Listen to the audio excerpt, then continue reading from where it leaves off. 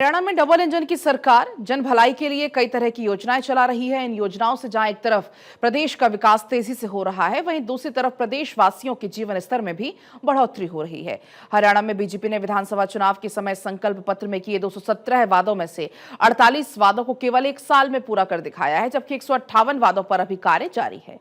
नायब सिंह सैनी ने इस दौरान कहा, वर्तमान राज्य सरकार ने हाल ही में जनसेवा के 11 साल पूरे किए हैं।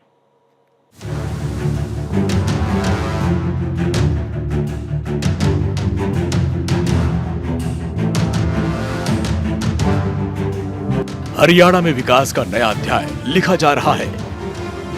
प्रधानमंत्री नरेंद्र मोदी के नेतृत्व और मुख्यमंत्री नायब सिंह सैनी के संकल्प के साथ डबल इंजन सरकार जन सेवा और पारदर्शिता की नई मिसाल बन गई। मुख्यमंत्री नायब सिंह सैनी ने कहा, वर्तमान सरकार ने युवाओं के रोजगार सृजन में अभूतपूर्व प्रगति हासिल की और बीते 11 वर्षों के कार्यकाल में 3 लाख युवाओं को सरकारी सेवाओं में नियुक्ति का अवसर प्रदान किया। इनमें से 1,80,000 युवाओं को नियमित सरकारी पदों पर नियुक्त किया गया, जबकि 1,20,000 युवाओं को हरियाणा कौशल रोजगार निगम के माध्यम से रोजगार उपलब्ध कराया गया। डबल इंजन सरकार के चलते प्रदेश में विकास की गति दोगुनी हो गई है। इसका परिणाम है कि वर्तमान राज्य सरकार ने अपने संकल्प पत्र के 217 में से 48 वादों को न केवल एक वर्ष में पूरा कर दिखाया, जबकि 158 वादों पर कार्य प्रगति पर है।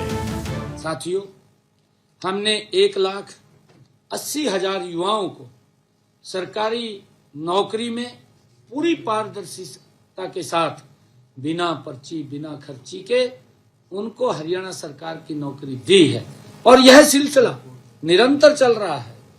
यह सिलसिला बंद नहीं हुआ और मुझे ये भी खुशी है कि हमने हरियाणा कौशल रोजगार निगम के माध्यम से हमारे जो नियुक्त 1,20,000 युवाओं को रोजगार की सुरक्षा देने का काम भी हमने किया है। मुख्यमंत्री ने कहा कि युवाओं की प्रतिभा का सम्मान करते हुए ग्रुप सी और ग्रुप डी की भर्तियों में इंटरव्यू की प्रक्रिया समाप्त कर दी गई है। हरियाणा का यह भर्ती पारदर्शिता मॉडल अब पूरे देश में मिसाल बन गया है, जिसकी सराहना स्वयं प्रधानमंत्री नरेंद्र मोदी कर चुके हैं। ग्रुप सी और ग्रुप डी की भर्तियों में इंटरव्यू को हमने खत्म किया है। हरियाणा का यह भर्ती पारदर्शी मॉडल आज पूरे देश में एक मिसाल बन चुका है, जिसकी सराहना स्वयं देश के यशस्वी प्रधानमंत्री आदरणीय नरेंद्र मोदी जी भी कई मंचों से वो बोल चुके हैं। मुख्यमंत्री ने कहा कि राज्य सरकार युवाओं को नई राष्ट्रीय शिक्षा नीति के अनुरूप शिक्षा के साथ साथ उनके कौशल पर भी बल दे रही है।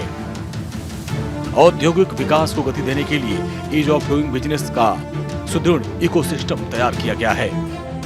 पिछले 11 वर्षों में राज्य में 12,20,872 सूक्ष्म एवं लघु एवं मध्यम उद्योगों का पंजीकरण हुआ है, जिसके परिणाम स्वरूप 28,377 करोड़ 59 लाख रुपए का निवेश संभव हुआ।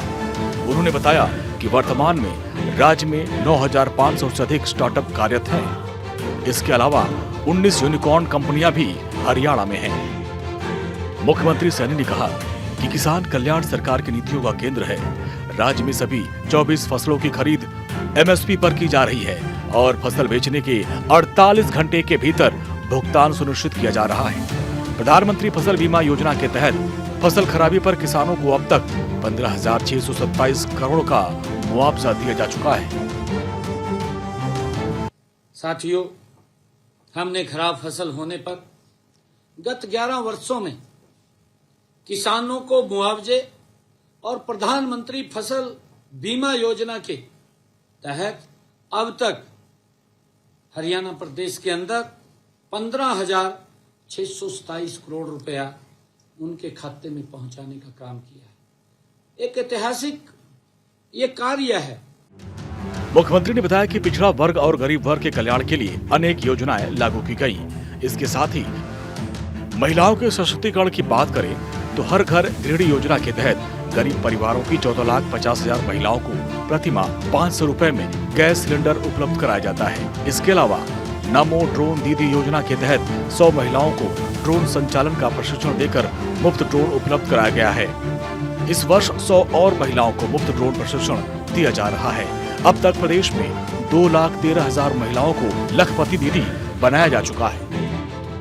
साथियों, प्रदेश में 5 लाख महिलाओं को हमने लखपति दीदी बनाने का लक्ष्य रखा है और मुझे खुशी है बताते हुए कि अब तक हमने हरियाणा प्रदेश के अंदर 2,13,000 महिलाओं को लखपति दीदी के रूप में बनाया जा चुका है।